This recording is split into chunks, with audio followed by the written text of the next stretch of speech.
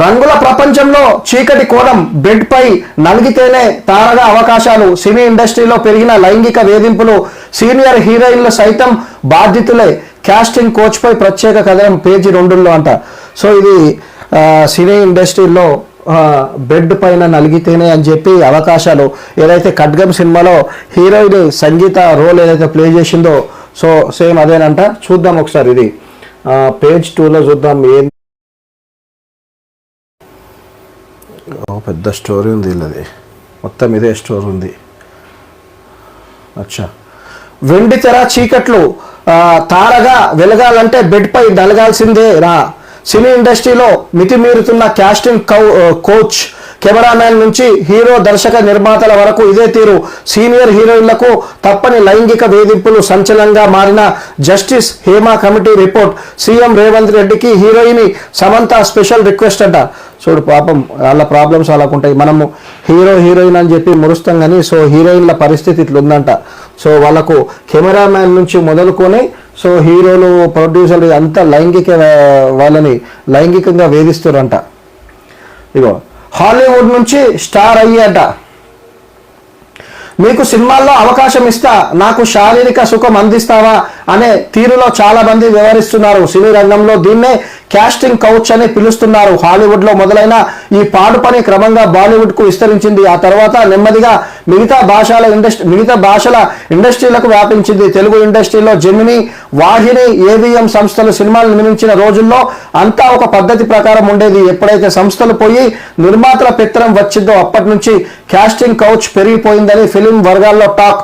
ప్రస్తుతం ఇది పక్క బెడ్ ఎక్కితేనే పరదా మీదికి అన్న చందాగా మారిపోయిందంటే అతిశక్తి కాదంట.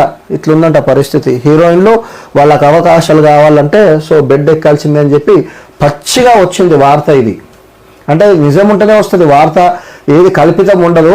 వాస్తవాలు ఏవైతే ఉంటాయో మా జర్నలిస్టులు అవే పత్రికలు రాస్తారు.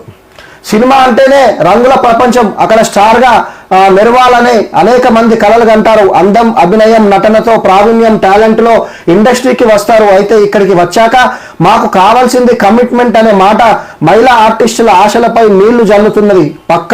పక్కలోకి వస్తేనే అవకాశాలు ఇస్తామని కొందరు చెప్తుండగా కాదన్న వారిని బ్యాడ్ గర్ల్, ఐరన్ లెగ్, పొగరుబోతు అంటూ పేర్లు పెట్టి ఇండస్ట్రీ నుంచి తరిమేస్తున్నారని చర్చ ఉన్నది. నిజమే ఉండొచ్చు ఇది కాబోలు కొంతమంది. అందుకేనేమో ఒక్కొక్క హీరోయిన్ 1-2 సినిమాల తర్వాత వాళ్ళకి అనిపించరు. అయితే నిజంగానే ఇట్లా అది ఆమె బ్యాడ్ గర్ల్ అనో లేకపోతే ఐరన్ లెగ్ అనో పొగరుబోతు అని పేరు పెట్టి ఏదో ఒక వంకతోని ఆమెని సినిమాల నుంచి పారదోలుతారు అన్నట్టు. అయితే ఈ కాస్టింగ్ కోచ్ ఒక బాలీవుడ్, టాలీవుడ్ అనే కాదు, అన్ని భాషల సినీ ఇండస్ట్రీలకు విస్తరించింది. మలయాళం ఫిలిం ఇండస్ట్రీకి సంబంధించి ఇటీవల జస్టిస్ హేమా కమిటీ సమర్పించిన రిపోర్ట్ సంచలనంగా మారగా తెలుగు పరిశ్రమల్లోనూ వేధింపులు ఎక్కువై అంటూ ఒక స్టార్ హీరోయిన్ చేసిన కామెంట్స్ చర్చనీయాంశంగా మారాయంట. సీఎం రేవంత్ రెడ్డికి సమంత స్పెషల్ రిక్వెస్ట్ అంట. మలయాళం ఇండస్ట్రీలో లైంగిక వేధింపులపై జస్టిస్ హేమా కమిటీ రిపోర్ట్ అనంతరం హీరోయిన్ సమంత దీనిపై వరుస ట్వీట్స్ తో తన గొంతును వినిపించారు. తెలుగు ఫిల్మ్తో పాటు కొంతమంది రాజకీయ నాయకులు కూడా కొంతమంది గలీజ్గా ఉన్నారు కదా, మహిళలను వేధించాలి, మహిళా హీరోలను వేధించాలని. సో అందుకే బయటికి రాకపోవచ్చు పాపం. కానీ నిజంగా వీళ్ళది ఇంత ప్రాబ్లం ఉందనేది సో ఇట్లా ఈ కథనంతోనన్నా తెలుసుకోవాలి. కొంతమంది ఈ సినిమా హీరోయిన్లను బాగా కామన్ చేస్తుంటారు ఇట్లా అట్లా అని చెప్పి, కానీ వాళ్ళ కష్టం ఎంత ఉందో తెలుసుకోండి. స్టార్ హీరోయిన్ రియాక్షన్ ఇలా. కాస్టింగ్ కౌచ్ పై చిన్న ఆర్టిస్టుల నుంచి స్టార్ హీరోయిన్ల వరకు ఒక్కొక్కరుగా గలం విప్పుతున్నారు. తనకు కూడా లైంగిక వేధింపులు తప్పలేదని తమిళ స్టార్ హీరో కూతురు నటి వరలక్ష్మి శరత్ కుమార్ బహిరంగానే చెప్పారు. అమలాపాల్, శృతి హాసన్, త్రిష, నయనతార, చిన్మయ్, శ్రీపద, తాప్సీ పన్ను, రోజా, విజయశాంతి, రమ్యకృష్ణ, ఆమని, కస్తూరి, నందిత, శ్వేత, మాధవీలత, ఐశ్వర్య రాజేష్, షకీలా, క్యారెక్టర్ ఆర్టిస్టులు హేమ, ఝాన్సీ, కరాటే కళ్యాణి ఇలా ఎంతో మంది తమకు ఎదురైన వేధింపులను ఏకరపు పెట్టారంట.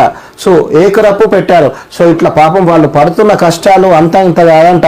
సో ఇట్లా కెమెరామ్యాన్ నుంచి మొదలుకొని దర్శక నిర్మాతలు కూడా వాళ్ళని చాలా వేధిస్తున్నారంట పాపం. ఇక స్పందించిన సాయి పల్లవి